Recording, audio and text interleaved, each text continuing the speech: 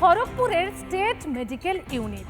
রাতের বেলায় আপনি যদি সেখানে যান আপনার গা ছমছম করতে বাধ্য। স্বাস্থ্যকেন্দ্র নাকি ভুতুরে বাড়ি বোঝা দেয়। একজন ডক্টর আছেন বটে, তবে তার দেখা মেলে না এবং সেই কারণে বন্ধ হয়ে গিয়েছে অন্তর্বিভাগীয় পরিষেবা।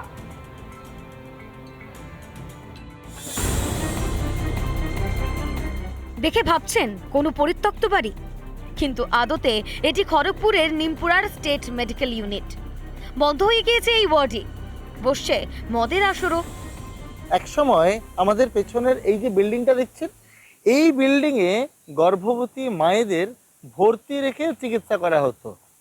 তবে আজকে কিন্তু একেবারে বেহাল দশায় পড়ে রয়েছে সরকারি এই প্রাথমিক স্বাস্থ্য কেন্দ্রটি।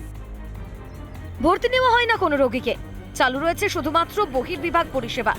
স্বাস্থ্যকেন্দ্রে নেই পর্যাপ্ত কর্মী, একজন ডাক্তার থাকলেও রোজ তার দেখা মেলে না। থাকার অসুবিধার জন্য আসতে পারছেন না স্বাস্থ্যকেন্দ্রে। আজব যুক্তি ডাক্তারবাবুর।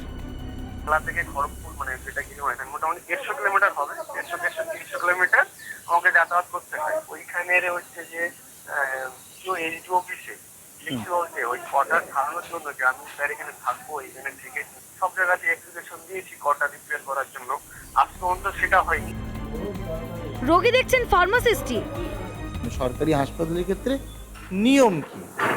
নিয়ম আমার জানা নেই, এইভাবেই তো চলে এসছে কয়েক বছর ধরে। এখানে মিনিমাম একজন ডাক্তার কিন্তু থাকতেই হবে। এটা তো কোয়ার্টার নেই বলে থাকতে পারছে না, কোয়ার্টার অন্য লোক। ভ্যাকসিনের ফ্যাসিলিটির জন্যই এই হসপিটালটা মেন কাজ হয়, এমনি ডক্টর দেখার জন্য এখানে কেউ আসে না। কেউ আসছে না। আগে তো এখানে পেশেন্ট ভর্তিও রাখা হতো। সেটা তো আমি জানি না, আমি যখনই এসেছি এর আগে আমার একটা ছেলে, বড় ছেলে, ভ্যাকসিন দেওয়ার জন্যই খালি এখানে বেশি ভিড় হয়। যদিও স্বাস্থ্য কেন্দ্রের হাল ফেরাতে মাথা ব্যথা নেই স্বাস্থ্য দপ্তরের।